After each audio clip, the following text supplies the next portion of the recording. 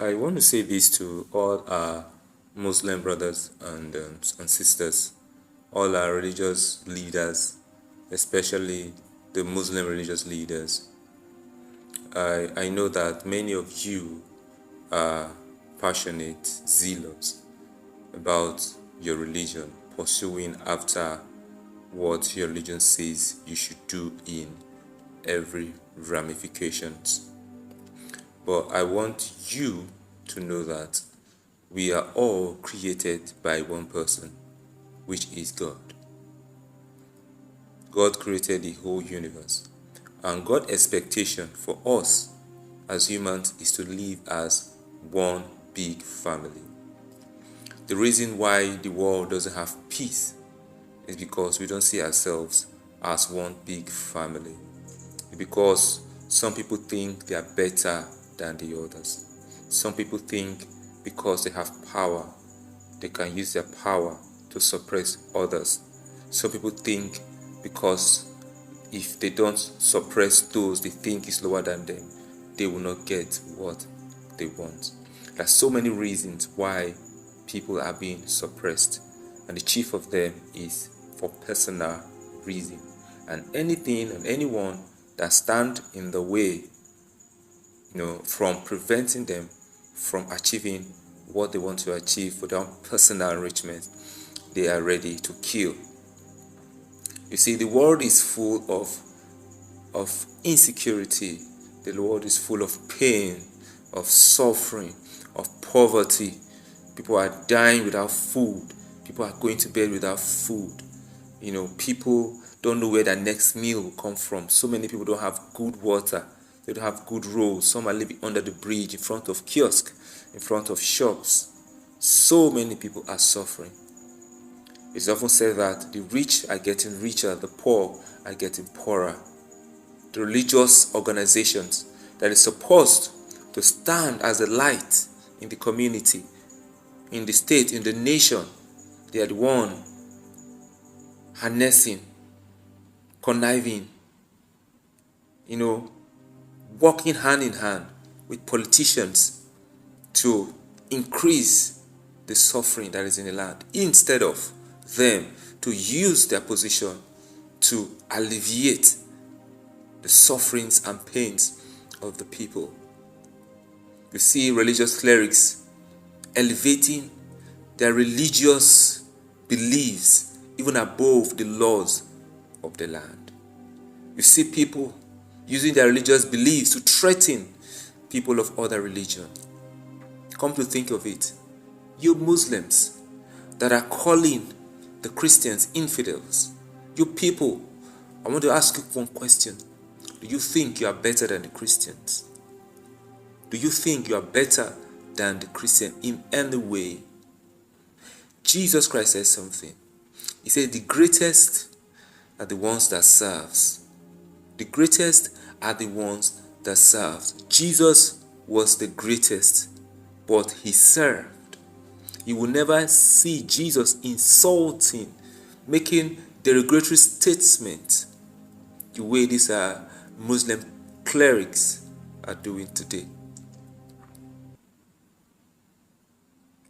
We call ourselves one Nigeria. Why are we looking people of other faith inferior? What makes you think you are superior to other faith? What makes you think you are even serving the only true God? What makes you think so? Have you seen or heard a Christian cleric threatening people of other faith?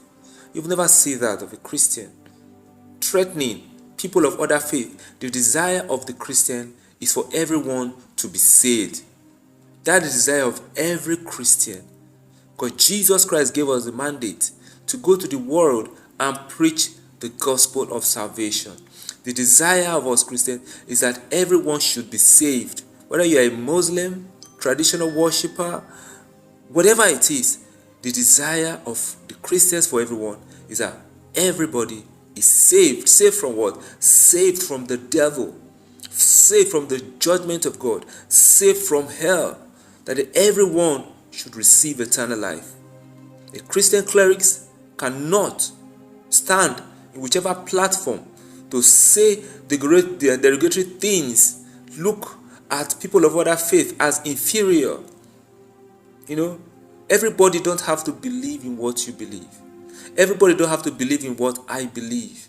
We have different beliefs. If you think that your belief is the truth, why not convince others and let them know that it is your belief that is true?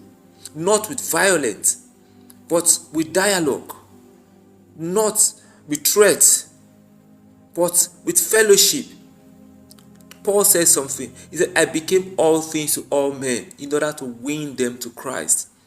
If you think that your Islamic religion is the best, what are you doing to save people from other religions to your own religion? Is it by threat? Is it by insult? Is it by mockery? Is it by calling them infidels that you win them to your faith? Christians can never do that, because we are being instructed by Jesus not to do that. We preach love. We preach tolerance. We preach help. We preach salvation.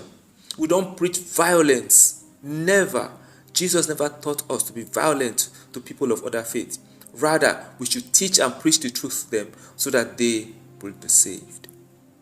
So all these Muslim clerics going about everywhere allow themselves to be used by politicians to say all this nonsense. They are not solving any problem. If the Christians decide to stand up, to do their own, it's going to lead to anarchy. No, we don't want that. Christians cannot do that. Christians cannot reciprocate evil for evil. Jesus Christ said we should not do that. So we cannot do that. If you desire the salvation of the infidels that you call the Christians, what are you doing to save the infidels? Is it by threatening them? Is it by threatening them? Is it by looking down on them? Is it by looking at them as nothing? What are you doing to save them? So I think every one of us, as a Nigerian, we want a better nation, irrespective of our beliefs, our tribes, our culture, irrespective of all of those things. Let us come together as one to improve the economy of this nation, to take this nation to the promised land that we want to get to. There should be no tribal sentiment, religious sentiment, and so on and so forth. No. When we bring all of these sentiments, how can we move forward as a nation? Nigeria is a great nation. Let us not divide this nation with our tribes, with our religion, with our culture. All of us will have different cultures. These different cultures should unite us together, not to see ourselves as better than the other. No culture is better than the other. All cultures are unique. All religions are unique. Nigeria is not a religious country. Nigeria is a secular state, a secular country. If you think other people need to believe in what you believe, then you can dialogue. Not by threats, not by insult, not by derogatory statement. Do you know the ramification all this can cause in this nation? Do you know what it can cause? And you say that the Muslim religion, Islamic religion, is a religion of peace.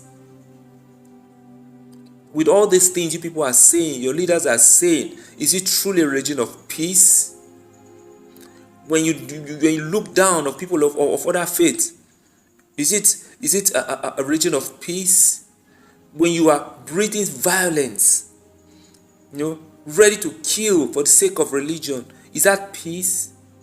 Don't you want this nation to move forward? Why is it that you are so overwhelmed with your religious beliefs rather than the betterness of this nation? What is it going to cost you? All these years that we have been attached to our religion, how has it helped this nation? All these years we have been breathing hell against people of other faith. How has it helped this nation to grow? Many people are going to bed hungry. Goods and services prices are skyrocketing almost every day. Price of petrols are going up almost every day. Those things are not being addressed. It is to say derogatory things against people of other faith. And you say we are one. It is often said that action speaks louder than words. I don't want to say that the Muslim doesn't want the economic growth of this nation. I don't want to say that. Because what we are seeing, you are so full of your religion, thinking your religion is better than other people. You are so focused on religion. What is it? With will Muslim ticket improve the economy of this nation? Would it? This is not the time for us to be talking about Muslim. It is time for us to be talking of integrity, capacity, competence. People that can deliver. It's not Muslim. If Muslim can deliver, that's fine. But that is not to brag or look down on people of other religion and say that they are outnumbered, that they cannot do anything. No. Anybody can be used to take this great nation to its future greatness. Anybody can be used to take this nation to its promised land. God can use a Muslim, God can use a Christian, God can use a traditional worshiper, God can use anybody. I think the presidency should look into this. This individual has to come out to apologize publicly to the Christians and people of other faith. They should come out and apologize. We cannot continue like this. We cannot. Christians cannot do this. We cannot do this. Please, the president should look into this, and this should be addressed. It should be seriously addressed. May God bless this country. May God raise men and women that take our beloved nation to the promised land. All these things our religious leaders are doing. Do they think of their posterity? Do they think of the future? Do they think of how the ripple effect of this thing can affect our future generation yet unborn? May God help this nation. God bless Nigeria.